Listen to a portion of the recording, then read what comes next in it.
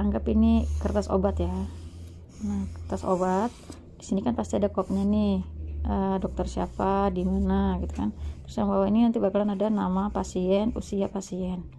Nah, kita tulis di sini tanggalnya berapa, misalnya Surabaya tanggal berapa. Terus untuk nulis resepi R tadi resepi artinya ambillah. Ini maksudnya kata perintah untuk si apoteker. Jadi ambillah misalnya amoksisilin, bentukan amoksisilinnya apa, tablet misalnya. Dosisnya berapa, dosisnya yang 500 mg, tablet 500 mg. Berapa banyak, numero namanya, berapa banyak, dihitung. Dia misalnya dewasa 500 mg, biasanya kan kalau misalnya antibiotik dibuat 5-7 hari, bikinnya 7 hari, berarti kalau seharinya minum 3 kali sehari, berarti 7 kali ini berapa, jadi 21 kan harusnya, jadinya bikin aja 20 biji karena satu strip isi 10. Jumlahnya Signa 3DD 1 tab 1, boleh gini, 3 kali 1 tablet maksudnya. Perintahnya apa, misalnya poskunam setelah makan, atau kalau misalnya nggak pakai poskunam bisa juga langsung tulis aja setelah makan, is okay. Terus jangan lupa kalau misalnya untuk antibiotik kasih lagi habiskan, kasih perintah lagi habiskan. Terus setelah itu tutup sama garis, kamu paraf di sini. Nah, terus yang kedua resepi lagi, misalnya mau paracetamol sirup,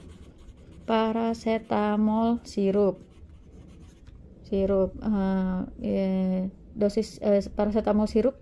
Kalau sirup ini dia bikinnya nggak kayak gini miligram dosisnya, tapi dia sesuai yang tertera di sirupnya. Biasanya tuh ada tulisannya 120 mg per 5 cc, artinya dalam 5 cc sendok itu dia mengandung 120 mg paracetamol. Ini jangan lupa ditulis untuk dosisnya, terus jumlahnya berapa banyak. Nah, hitung-hitung aja. Paracetamol sirup itu kan biasanya botolnya 60 cc, satu botol itu kan 60 cc biasanya. Nah, 60 cc dibagi 5 cc berarti kan cuma 12 kali sendok. Kalau misalnya ini dewasa, dosis dewasa kan minimal 500, berarti kurang lebih dia butuh 5 sendok 5 cc. Berarti kalau untuk dewasa dia satu botol itu cuma untuk sekitar 2 kali minum aja. Jadi resepin aja 2 botol, bikinnya PRN. Terus Signa 3DD CTH ini cochlear tea, artinya dia maksudnya tuh sendok teh, cochlear tea CTH 1. Berarti kalau misalnya CTH tulisannya, berarti kamu suruh minum yang menggunakan sendok 5 cc atau sendok teh. Kalau tulisannya C besar doang, cochlear doang, itu berarti sama dengan 15 cc. Jadi kalau misalnya dia ini ternyata 120, misalnya nih ya, dosis obatnya itu 120 dalam 15 cc, tertulis di box obatnya. Dalam 15 cc itu mengandung 120 mg paracetamol misalnya. Berarti 3DD CTH-nya bukan CTH, 3DD C1. Nah, perintahnya apa? Poskunam setelah makan atau antikunam sebelum makan. Terus kalau yang simptomatik ini kamu kasih PRN. PRN ini artinya Prorenata, P.RN, tapi biasanya cepet-cepetannya PRN gitu aja, nggak usah pakai titik-titikan. Prorenata ini artinya seperlunya, atau kalau misalnya kamu nggak mau tulis kayak gini nggak masalah, tulis aja misalnya 3 kali 1 C1 kan, jika demam misalnya, langsung jika demam, pokoknya Prorenata kan penggantinya Prorenata, tujuannya obat ini apa gitu. Terus jangan lupa tutup lagi pakai garis sama kamu kasih paraf. Nah, kalau misalnya di sini sampai misalnya namanya di sini ya, di sini masih banyak space-nya, kamu harus tutup pakai garis ginian.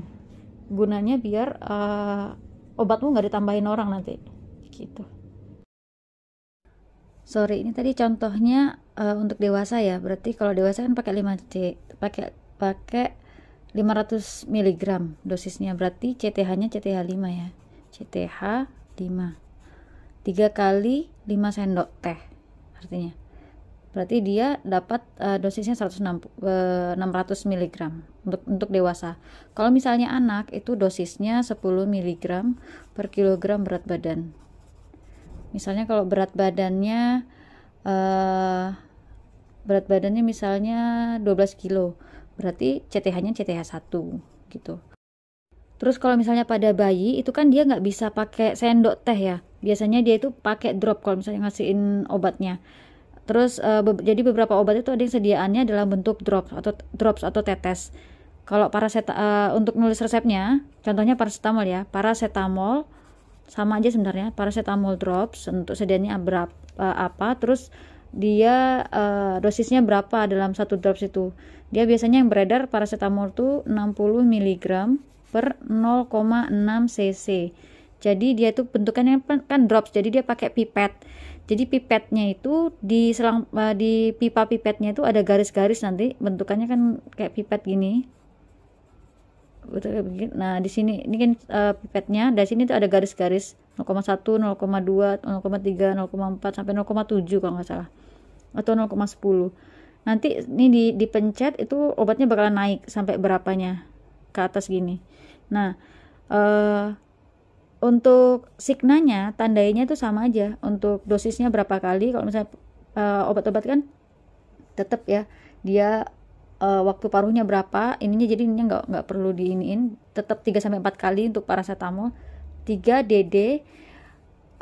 Karena meskipun dia tetes nggak perlu tulis GTT atau GUT ini arti tetes, nggak perlu tulis berapa tetesnya, misalnya GTT 7 tetes, nggak usah tulis gitu, bikin aja langsung jelas-jelas 3 DD 0,7 cc misalnya kayak gitu. Jadi kalau untuk bayi itu dosisnya jangan ngambang, langsung aja jelas-jelas kamu ngasih dosis berapa gitu. Terus untuk ngitungnya, untuk dosis anak itu dia 10 mg per kilogram berat badan. Contohnya kalau misalnya beratnya 7 kilo, berarti kan dia butuh 7 kilo, berarti dia kan dosisnya dia 70 mg 70 mg per 1 kali kasih kan, berarti dia butuh 0,7 cc. Nah nanti si ibu dia kan mencet ininya, dipencet nanti obatnya bakalan naik, misalnya naik sampai 0,7. Kalau misalnya pencetannya naik bablas sampai 0,8, 0,9, nggak apa-apa, nanti dilepas aja terus ditetesin perlahan-lahan sampai dosisnya 0,7. Kalau sudah pas dosisnya, baru masukkan ke dalam mulut anaknya, terus ditetesin perlahan, jangan ditetesin sekaligus semua, nanti takut anaknya tersedak gitu. Terus jangan lupa kalau misalnya kalau misalnya nulis resep untuk anak itu wajib dikasih keterangan berat badannya berapa. Untuk bocil-bocil pokoknya, mau anak mau bayi, pokoknya harus ada berat badannya berapa kilogram gitu ya. Oh ya, karena sirup itu kan di dalam botol ya, jadi kita pakainya FLS Flux, FLS numero berapa, yang di setelahnya numero ini harus angka Romawi. Terus amoksisilin tablet misalnya buat anak kecil, nggak mesti tabnya nggak mesti 1 ya, bisa kalau dia cuma butuh 250 mg kasih tab setengah gitu. Terus karena ini kan sediaannya untuk oral ya, jadi tulisannya di bawahnya tulis per oral, PO per oral posko 6 kayak gitu, jadi ada sedia oralnya. Kalau misalnya per vaginam tulisannya per vag gitu. Kalau misalnya suppositoria tulisannya sub. Terus jangan lupa nanti setelah di bawah gini sampingnya nama nih tanda tangannya itu dokter siapa. Kalau misalnya mau racik obat misalnya untuk dewasa, misalnya batuk pilek, mau ngeracik sendiri misalnya ya, bisa pakainya kayak gini, resepi misalnya paracetamol, mau racikannya ya, paracetamol mau berapa miligram, 325 misalnya miligram. Terus mau pakai penilpropanolamin, nolamin, HCl misalnya 12,5 mg. Terus mau tambahin juga karena ada buntu-buntunya dikit, kasih ephedrine.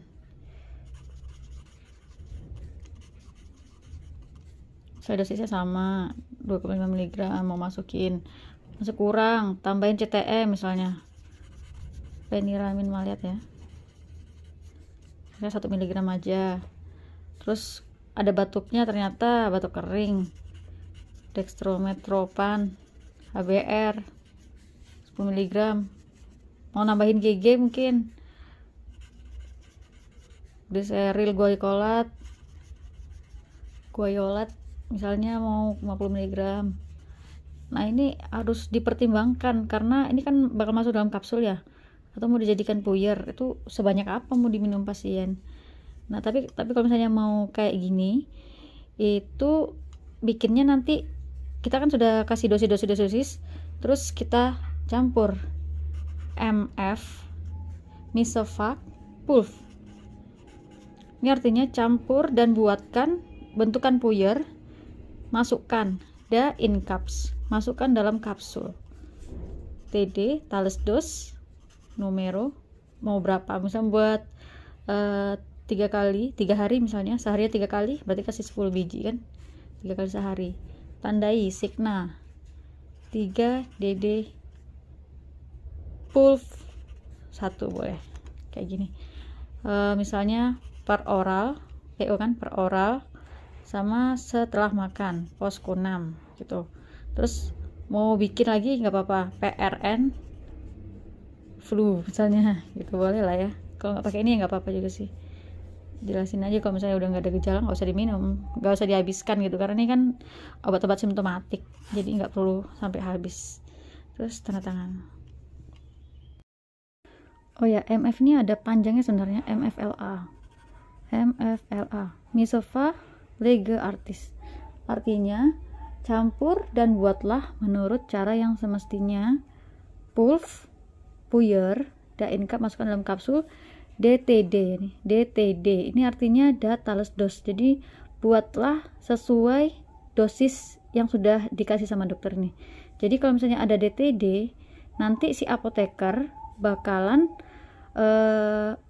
membuat satu puyer itu mengandung ini semua, mengandung ini, jadi nggak dibagi, numero sejumlah 10, jadi setiap satu puyer itu mengandung ini semua.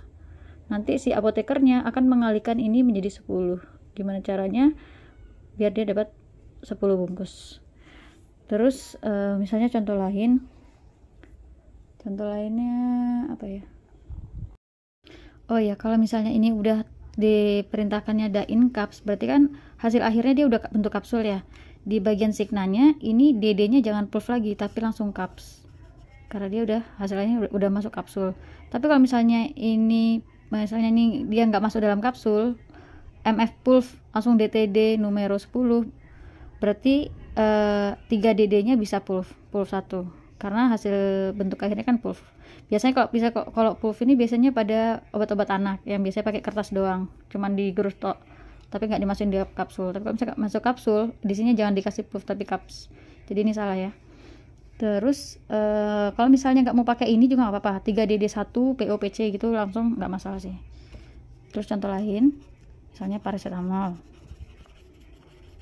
500 mg, terus pseudoephedrine misalnya 7,5 mg, terus chlorpheniramine maleat misalnya 2 mg, kita gerus MFLA Pulv, masukkan dalam kapsul ya, in caps. DTD numero 10, DTD ya, Signa 3DD1 PO PC PRN jika hidung tersumbat. 3DD cup 1 boleh, 3DD1 boleh, 3DD cup 1 boleh, baru tutup itu paraf. Nah kalau misalnya DTD, berarti dokter minta si apoteker buat ngalikan ini semua menjadi 10 biji, berarti ini belum dikalikan jumlah dosisnya. Terus kalau misalnya dokternya udah ngalikan sendiri, paracetamol dosisnya di sini pasti besar, misalnya 5000 mg. Pseudoephedrine 75 mg, ini yang biasanya bedain. Nah ini bisa di cross check juga, apoteker juga harus cross check ini. Kalau misalnya ada DTD tapi nggak ada DT, kalau misalnya ada DTD tapi dosisnya besar, coba ditanyakan ini dosisnya memang diminta besar atau memang dokternya kurang gitu, kurang ngasih DTD-nya. Memang dokternya salah, nggak harusnya nggak ada DTD-nya gitu. Chlorpheniramine maleat 20 mg, ini MFLA Daincap, langsung habis Daincap langsung Numero 10. Jadi nggak pakai DTD. Kalau dosis besar nggak usah pakai DTD. Ini berarti dokternya sudah ngitung dosisnya sejumlah 10 biji. Jadi si apoteker langsung aja ngambil paracetamol 5000 mg. Tabletannya kan 500 mg. Berarti ada 10 tablet yang diambil. 10 tablet, terus chlorpheniramine maleat tabletnya 4 mg. Dia minta 20 mg. Berarti 5 tablet yang diminta gitu. Berarti terus nanti si apoteker ini bakalan tinggal gerus aja 10 tablet, 5 tablet, sama ini berapa tablet, ini aku nggak tahu berapa. Nanti pokoknya bakal digeruskan, dijadikan langsung dibagi 10. Jadi ini langsung dia gerus, terus dia langsung bagi-bagi jadi 10, masuk ke dalam kapsul gitu. Terus bawahnya sama aja kayak gini. Nah, sekarang itu udah banyak obat-obat yang dia udah racikan dari pabrik. Misalnya obat ini racikan Demacolin. Langsung aja tulis Demacolin tablet Numero 10. Gak usah ribet-ribet. Cigna 3DD tahap 1. PO, PC, PRN jika hidung tersumbat atau jika flu gitu. Langsung Cigna. Sudah. Jadi kita nggak usah kayak gini-gini. Karena yang udah banyak.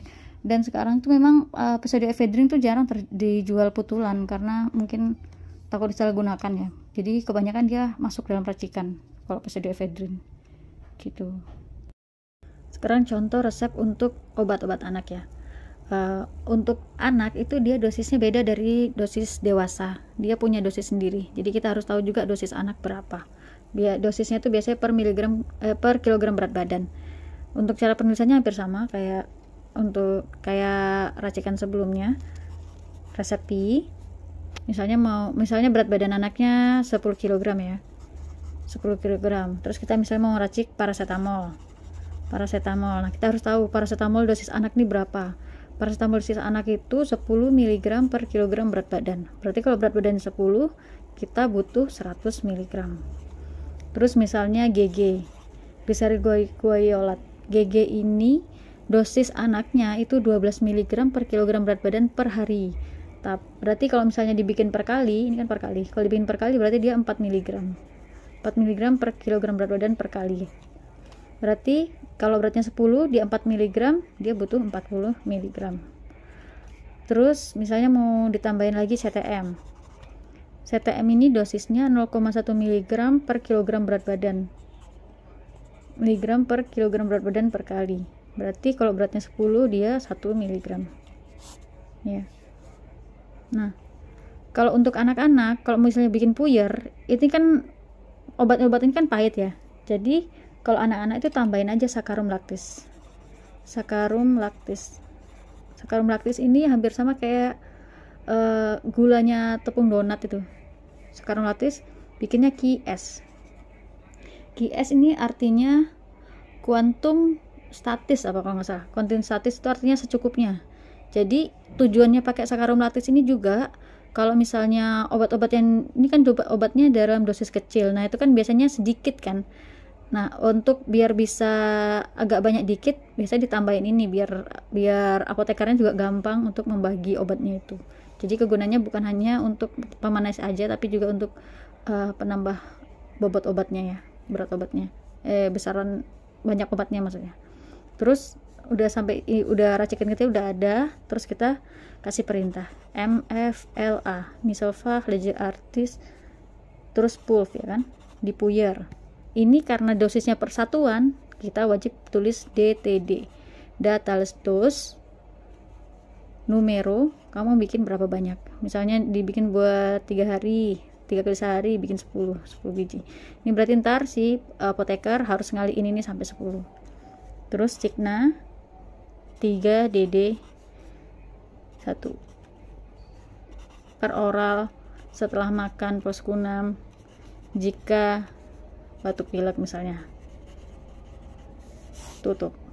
Terus paraf, kurang lebih kayak gini. Sama kayak sebelumnya, kalau misalnya mau dosisnya langsung dihitung sama dokter, berarti langsung aja sesuaiin ini sesuai dengan berapa banyak jumlah obat yang mau dikasih. Misalnya mau dikasih 10 biji, nomor 10 kan, 10 biji. berarti langsung kali 10, ini 1000. GG-nya berarti 400, CTM-nya berarti 10. Ini kan. Nah, sediaannya paracetamol ini kan 500 mg per tabletnya, berarti dia ada 2 tablet, butuh 2 tablet. GG sediaannya 100 mg, berarti dia butuh, kalau dia 400 berarti dia butuh 4 tablet. Terus CTM sediaannya 4 mg, kalau dia 10 berarti 2,5 tablet ya, 2,5 tablet gini.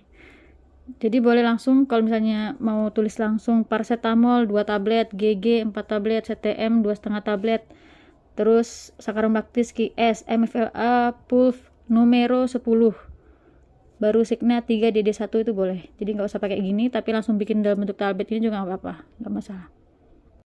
Kalau misalnya mau tambahin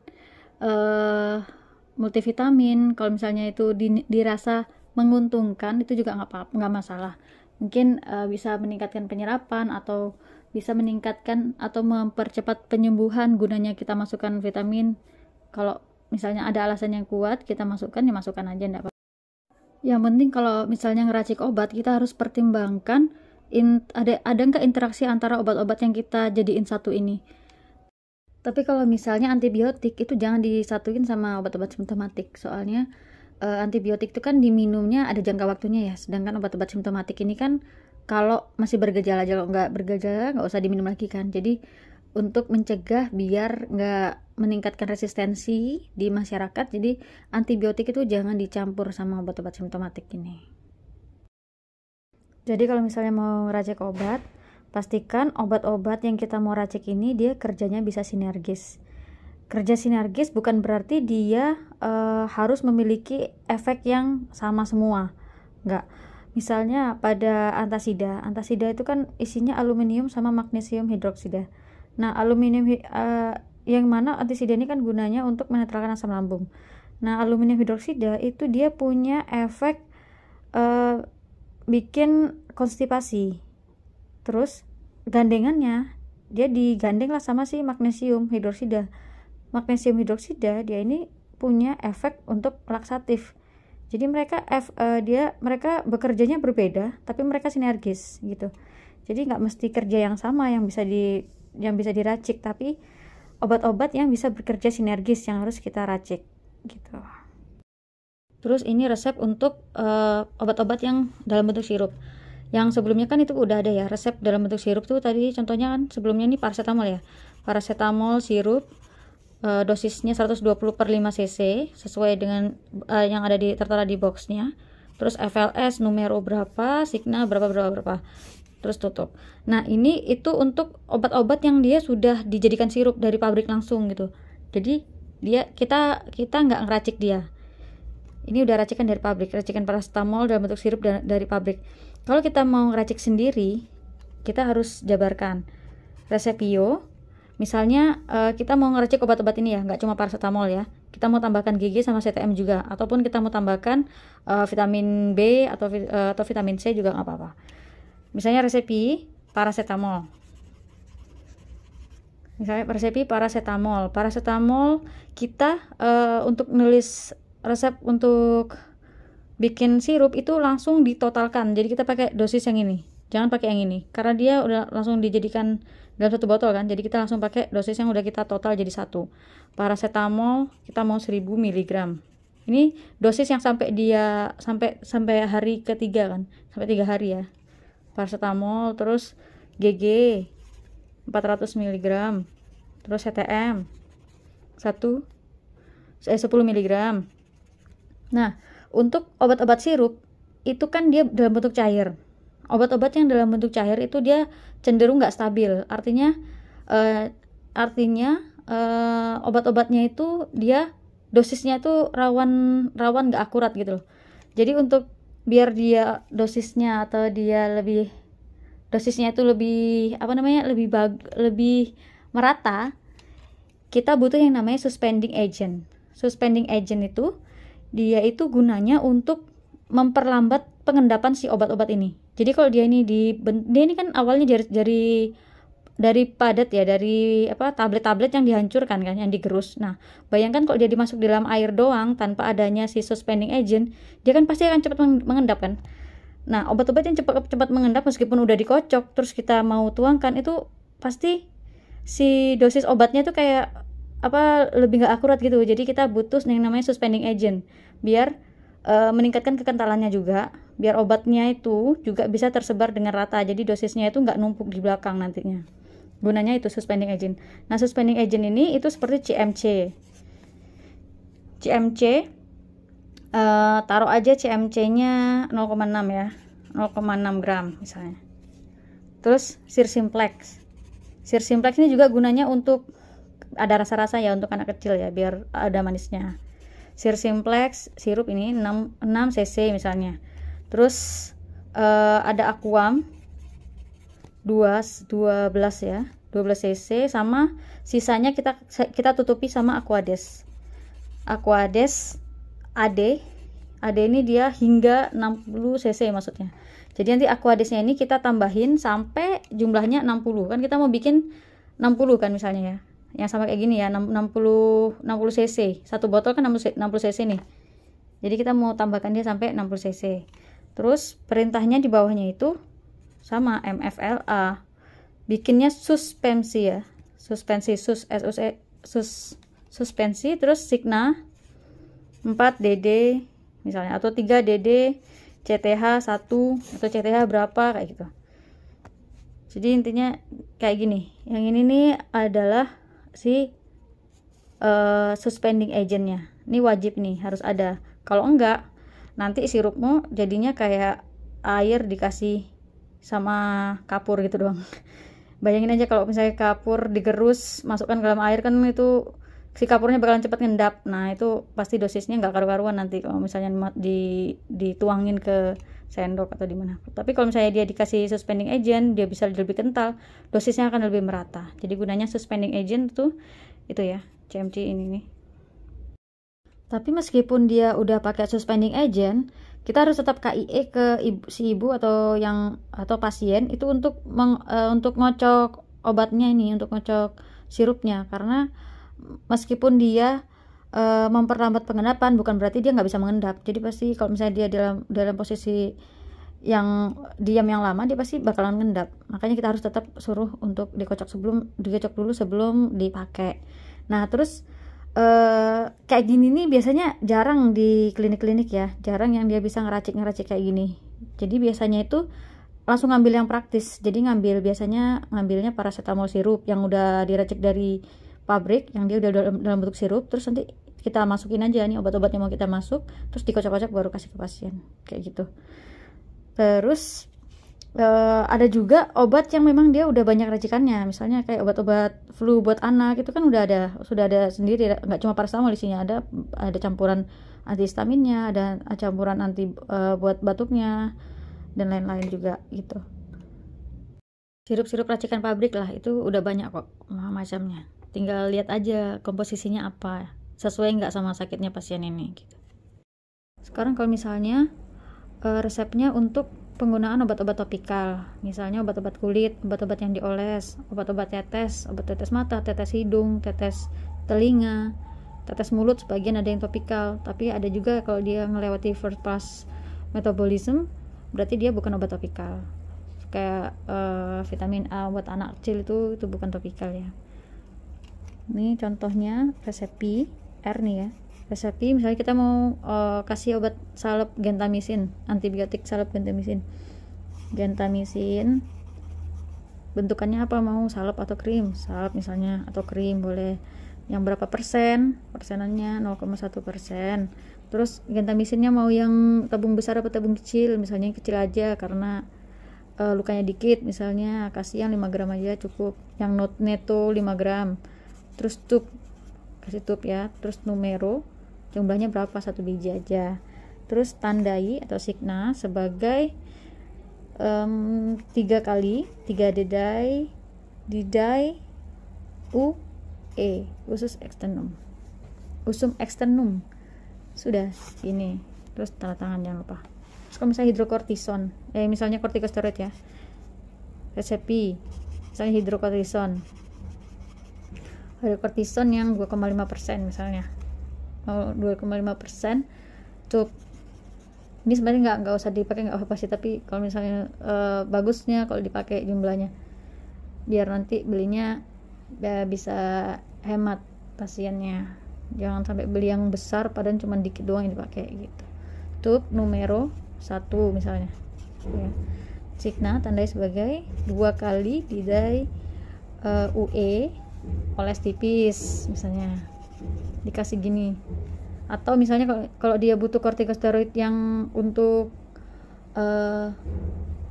neurodermatitis itu kan dia butuh yang poten tinggi, terus dia kan pengaplikasiannya nggak bukan oles tipis, tapi misalnya dioles terus ditutup pakai plastik gitu, bisa nanti dikasih keterangan oles kemudian tutup menggunakan plastik selama berapa jam, kayak gitu. Pokoknya kayak dijabarin, sebaiknya sih dijabarin gitu biar lebih jelas untuk pasiennya. Atau kalau misalnya sudah dijelaskan ke pasiennya, tulis aja sesuai instruksi dokter kayak gitu. Kalau misalnya ada pengaplikasian khususnya, terus jangan lupa tutup, terus kasih Signa. Sama lagi obat skabies. Terus kalau untuk pasien-pasien skabies, biasanya kan diresepinnya tuh pakai permetrin 5% obatnya kan, permetrin 5%. Biasanya merek dagangnya Skabamide. Boleh pakai tulis permetrin 5%, boleh langsung merek dagangnya nggak apa-apa. Terus neto beratnya berapa? Biasanya kalau untuk skabies nih yang 5% ini kan untuk skabies biasanya kan seluruh tubuh. Jadi biasanya besar, biasanya dia netonya tuh 30 gram. Yang biasanya beredar 30 gram.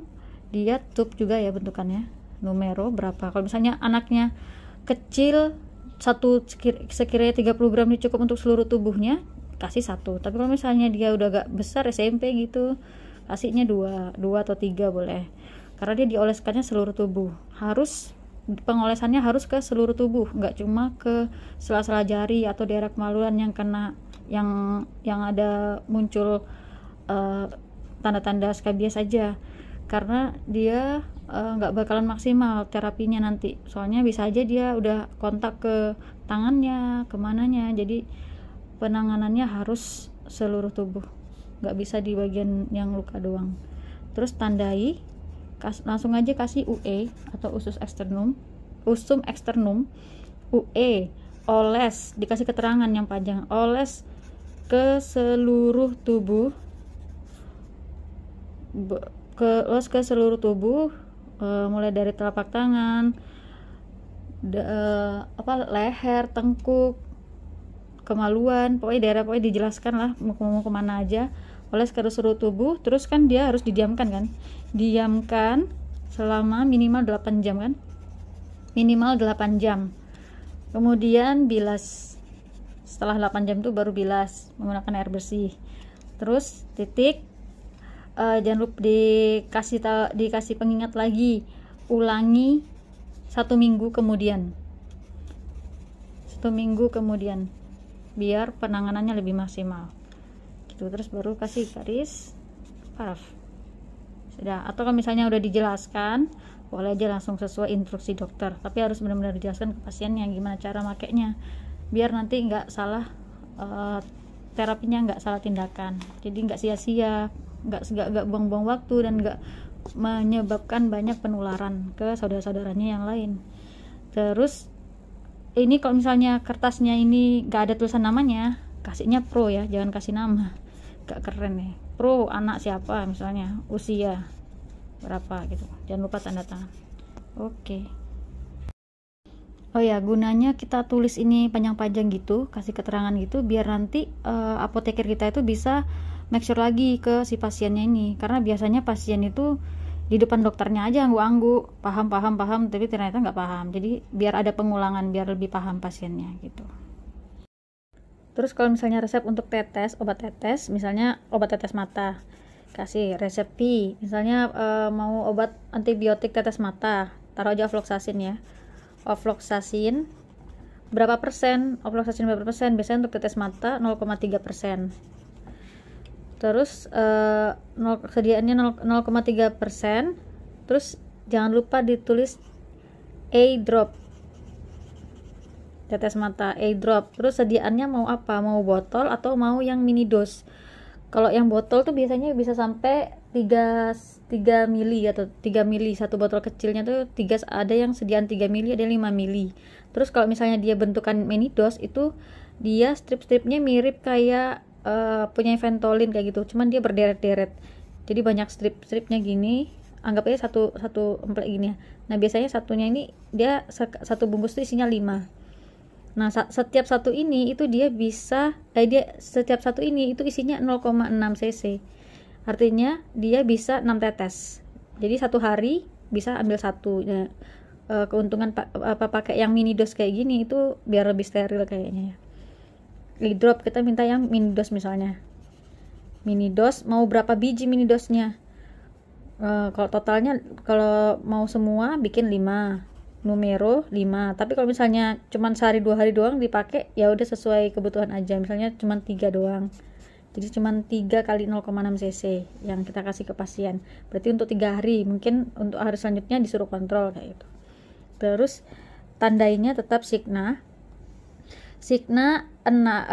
Untuk ofloxacin itu biasanya kan tetes mata antibiotik dia 1-2 tetes.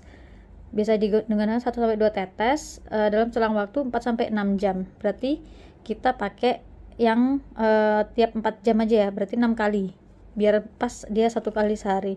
6 kali sehari, 6 didai, GTT, ini artinya gute, artinya tetes. Berapa tetes? 1 tetes aja. Dia memang bisa 1-2 tetes, tapi kita pakai yang 1 tetes aja. Terus 6 DD gute 1 tetes apa? Tetes telinga kah? Tetes hidung kah? Jadi kita tetap harus tulis oculi dextra atau oculi sinistra. Misalnya kalau misalnya dua-duanya OD or OS, boleh kayak gini. Kalau disingkat gini juga boleh, ODS gini boleh. Atau kalau misalnya cuman OD doang aja tulis, OS doang ditulis gitu. Terus kalau mau lengkapnya di depan di sini sebelum 6 DDGTT ini bisa ditambahkan Cigna kan, ini Cigna GTT ophthalmic misalnya, ophthalmic. Nah, terus obat tetes hidung telinga itu prinsipnya sama kayak gini. Misalnya Cigna GTT aurik berarti untuk tetes telinga berapa, GTT berapa. Kalau untuk aurik dia AD ya, aurik dextra atau aurik sinistra atau aurik dextra sinistra gitu, sama. Terus kalau misalnya nasal bisa juga mau pakai GTT nasal berapa, DD GTT berapa, berarti dia nasal dextra atau nasal sinistra atau nasal dextra sinistra kayak gitu. Jangan lupa terakhir ditutup, terus tanda tangan. Terus kalau misalnya pokoknya yang penting kalau dari obat tetes ini kita harus perhatikan ininya, dia tujuannya untuk apa dulu, untuk mata kah, untuk telinga kah. Ini harus data ini harus ada. Misalnya tetes telinga nggak mesti pakai bahasa Inggris, bisa aja tulis tetes mata boleh, tetes telinga, tetes hidung, pokoknya dia jelas tetes apa. Terus di sini juga harus jelas untuk kegunaan lubang yang mana, mata yang mana, kayak gitu. Di sini harus jelas, harus ada datanya. Sekarang kalau misalnya salep mata ya, misalnya resepi, hampir sama sih prinsipnya salep mata sama salep kulit yang lain, cuman ditambahin di depannya aja. Misalnya resepi chloramphenicol untuk salep mata itu 1% biasanya, tulis salep mata gitu. Atau ophthalmic unguentum juga boleh, salep mata. Terus tetap neto atau berat, mau berat yang berapa, mau yang kecil, sediaan kecil apa sediaan besar, misalnya 3,5 aja, yang kecil aja. Terus dia bentukannya apa, bentukannya tube kan, tetap tube. Terus jumlahnya mau berapa, 1 biji aja. Cigna tetap, kalau mau lengkap boleh ditambah ophthalmic unguentum, UNG nih artinya unguentum. Terus mata mana, misalnya OD atau OS berapa kali dulu, misalnya 2 DD UE ya, kan oles sama-sama UE, obat luar. Usum externum 2 DD UE, UE apa, oles di mana, OD atau OS atau apa, atau ODS kayak gitu. Untuk telinga sama prinsipnya kayak gini ya, kurang lebih gini. Jangan lupa ditutup, terus paraf. Terus topikal yang lain ada nasal spray. Nasal spray misalnya kita pakai steroid, taruh fluticasone nasal spray, ditulis nasal spray ya. Dosisnya berapa? Misalnya merek Avamis tuh dia kalau nggak salah 27,5 mikrogram tuh dosisnya. Berapa biji? 1 biji aja. Obat topikal yang lain tuh ada nasal spray, misalnya Resepi, kita pakai steroid nasal spray aja, misalnya fluticasone. Jangan lupa tulis nasal spray, karena sediaan fluticasone ini banyak, ada yang inhalasi, ada yang lain-lain ya. Nasal spray dosisnya berapa? Ini tergantung dosis per semprotnya berapa, maksudnya tergantung mereknya. Kalau misalnya ada merek yang 27,5 mikrogram per puffnya per sekali semprot, ada juga yang 50 mikrogram per sekali semprot. Kita pakai yang 27,5 aja ya, mikrogram. Artinya ini satu kali semprot keluarnya 27,5 mikrogram. Mau berapa botol ini? 1 misalnya, itu aja. Penggunaannya Signa, biasanya kalau dosis awalnya itu 1 kali 2 semprot, jadi 1 DD puff 2 misalnya. Kalau kita mau mencapai 50 mikrogram berarti kan 2 kali semprot ya. Puff 2 nasal dextra atau nasal sinistra atau nasal DS gitu bisa. Kurang lebih kayak gini. Terus tutup. Terus ada gininya. Paraf. Oh ya, obat-obat nasal spray ini biasanya untuk obat-obat dekongestan biasanya. Terus ini tergolong topikal. Terus ada obat-obat yang untuk inhalasi, penggunaan secara inhalasi itu biasanya pada penyakit-penyakit PPOK, bronkitis, sakit asma. Untuk mengontrol asma biasanya pakai obat inhalasi. Nah, obat inhalasi itu misalnya Resepi, misalnya kita pakai Symbicort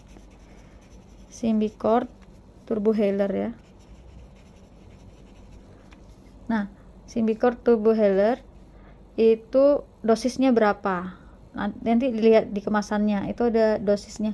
Jadi Symbicort Turbohaler ini dia kandungannya itu ada dua kandungan.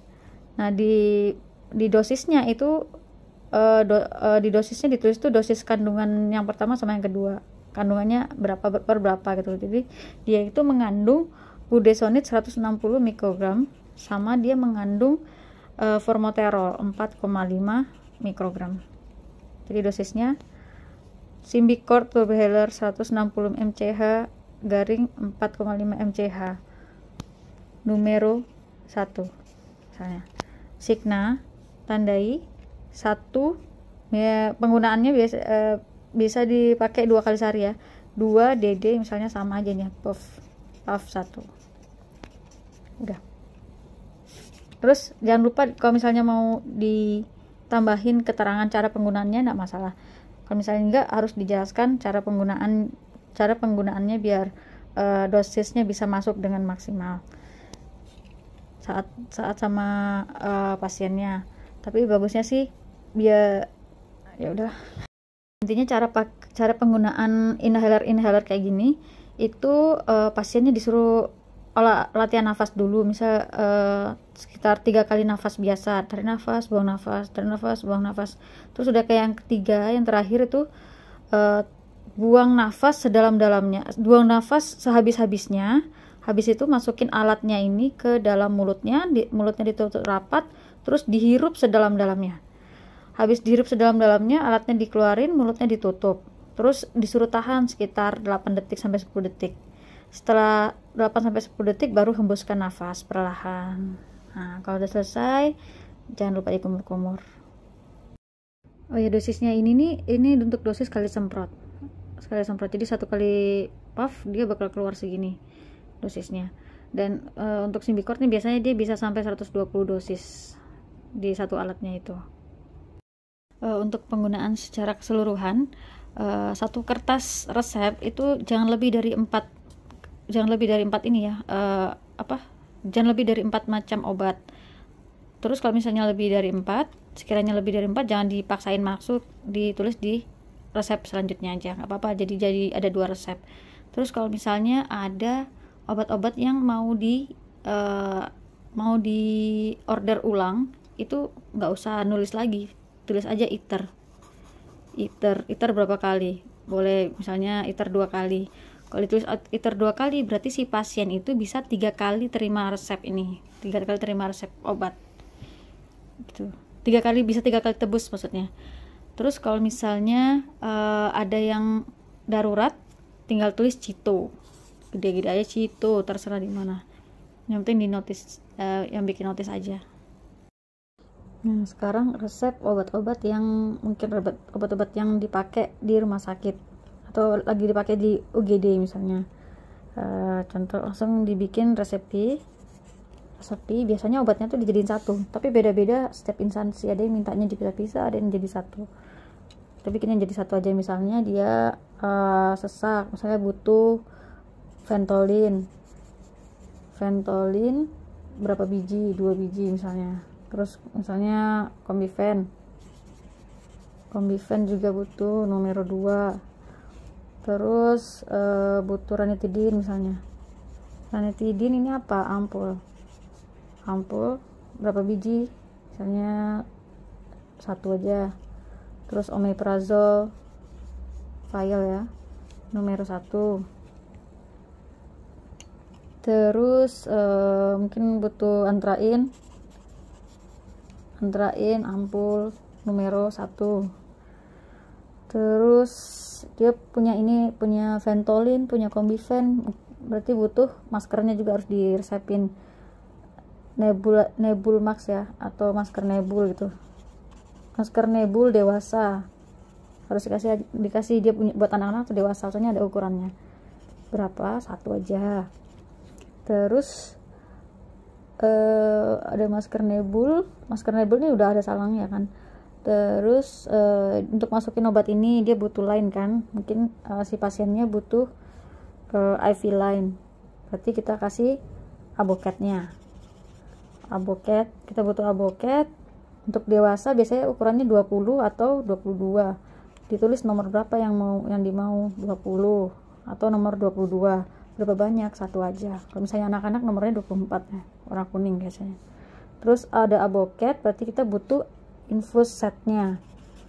Infus set itu yang selang untuk mengalirkan cairan dari si kolof sampai ke si aboket ini, ke tangannya pasien. Infus set 1, ini gak ada nomornya nih. Terus habis infus set butuh apa lagi, terus butuh spet ya, untuk ngambilin obat-obat ini kan butuh spet, disposable spet misalnya. Spet seberapa cc aja, misalnya butuh 5 cc, butuh yang 3 cc, butuh 10 cc, mungkin mau pasang siring pump butuh 50 atau butuh yang 20 cc misalnya, diginiin aja. Numero butuhnya berapa, misalnya butuh 5, yang 5 butuh 2, yang 3 butuh 1 misalnya, yang 10 butuh 2, yang 50 butuh 1 misalnya, kayak gitu untuk siring pump kan. Nah, kalau misalnya mau pakai siring pump kayak gini, yang ada yang ini siring pump biasanya yang 50, kalau enggak yang 20 yang sering dipakai. Kalau siring pump berarti kita tambahin extension tube-nya ya, extension tube-nya 1 aja, tergantung berapa banyak siring pump yang dipakai. Terus sudah ada ini, harus ada cairannya disatuin aja sama yang bahan-bahan ini. Misalnya pakai RL 500 cc, dia bentuknya kan kolf, misalnya butuh 2. Terus apa lagi ya, kayak gini lah pokoknya intinya. Kalau sudah semua, terus kita kasih signa IMM ini artinya in manus medicine, jadi kembalikan ke tangan medis, ke tangan dokternya. Jadi habis ini dipesan, nanti disuruh balikin ke tangan dokter, jadi dokter yang bagi-bagi ini ke perawatnya. Terus jangan lupa tanda parafnya. Terus ada beberapa instansi yang dia nggak pakai kayak nggak mau kayak gini, dia maunya putulan. Jadi RL sendiri, Ventolin sendiri, Combifen sendiri, kayak gitu. Regulasinya beda-beda. Tapi yang secepatnya kayak gini sih. Terus kalau misalnya obat-obatnya dibutuhin cepat, kalau misalnya ada elektrode, bisa tulis juga elektrode butuhnya berapa, 3 biasanya kan. Nah terus kalau misalnya ada yang darurat kayak gini, tulis aja Cito. Misalnya ada obat-obat jantung untuk pasien SKA, tulis Cito gitu, Cito super. Gitulah ya guys. Ya kalau misalnya butuh kateter urin, tulisnya Foley kateter boleh, atau kateter urin boleh. Nah ukuran Foley kateter ini dia paling kecil ukurannya 12 frank dan paling besar ukurannya 48 frank. Biasanya kalau untuk dewasa itu 16 sampai 18, laki-laki 18, perempuan 16 biasanya. Tulis aja nomor misalnya 16 ya, 16 FR, jumlahnya berapa, satu aja. Kalau misalnya ada kateter urin, jangan lupa urin bagnya, urin bag numero 1, numeronya barengan sini, numero 1 udah. Terus ukuran kateter ini kebalik sama si avocat. Kalau avocat semakin tinggi angkanya, dia jarumnya semakin kecil, ini gauge. Kalau si Foley kateter semakin besar angkanya, diameternya semakin besar juga gitu. Kurang lebihnya kayak gitu sih kalau misalnya untuk praktis penulisan resep di praktis klinis sehari-hari untuk dokter yang jaga klinik kayak gitu ya. Tapi untuk preklinik ini jangan dijadikan patokan sekali lagi. Terus semoga bahasan kita ini bisa membuat kalian lebih percaya diri lagi untuk praktek. Ya, jadi jangan takut praktek karena nggak bisa nulis resep, jangan kayak gitu. Kita dokter, kita harus bisa praktek, kita harus bisa nulis resep dengan benar gitu ya. Setidaknya pokoknya intinya resep ini itu kayak surat cinta gitulah untuk apoteker. Gimana caranya apa yang kita tulis ini si apoteker ngerti gitu loh. Jadi nggak usah terlalu dipusingkan gitu. Jadi kamu nggak tahu apa namanya penulisannya apa, pokoknya tujuanmu untuk apa. Misalnya tetes mata ya tulisnya tetes mata gitu. Maunya setelah makan, tulisnya setelah makan atau sebelum tidur atau apa, terserah gitu. Yang penting pesannya sampai gitu ke si apoteker. Soalnya juga kadang nggak semua apoteker tuh ngerti bahasa-bahasa yang singkatan kayak gitu. Itu yang tadi kita bahas itu singkatannya sebagian kecil banget, itu banyak banget singkatan yang lain yang apa tadi kita belum bahas ya. Jadi harus tetap baca buku. Ya udah itu aja ya. Kalau misalnya kalian suka, kalian bisa subscribe, kalian bisa like. Terus kalau menurut kalian ini channelnya atau kontennya ini berguna, kalian bisa subscribe dan jangan lupa share ke teman-teman biar bisa menjadi pahala yang jariah juga buat kalian gitu. Terus satu lagi, ada hadis mengatakan, barang siapa yang menempuh jalan untuk mencari ilmu, maka Allah akan mudahkan baginya jalan menuju surga. Ini hadis riwayat dari Muslim nomor 2699. Oke, sekian dulu ya. Assalamualaikum warahmatullahi wabarakatuh.